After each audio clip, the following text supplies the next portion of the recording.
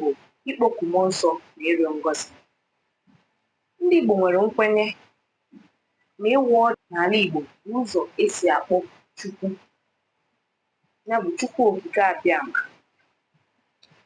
ndị nna ochie na mmụọ nsọ ka ha bịa were ọnọdụ n'emume ahụ ma rịọkwa ha ihe ha chọrọ dịka ahụike, ndụ, ọganihu, udo na ihe ndị ọzọ.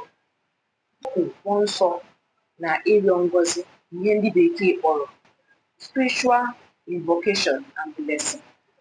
Nke abụọ ihe kpatara eji aga ọjị na igosipụta nnabata na nsọpụrụ, nke ndị bekee kpọrọ sign of hospitality and respect.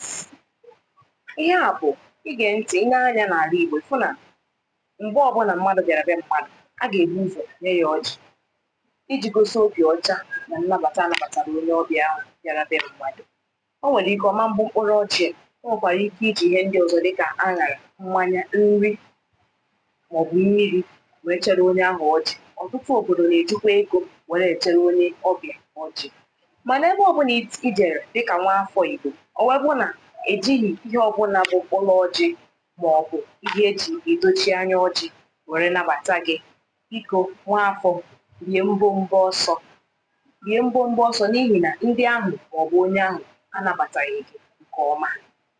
Ịkwado udo na ịdị n'otu, nke ndị bekee kpọrọ symbol of unity and reconciliation.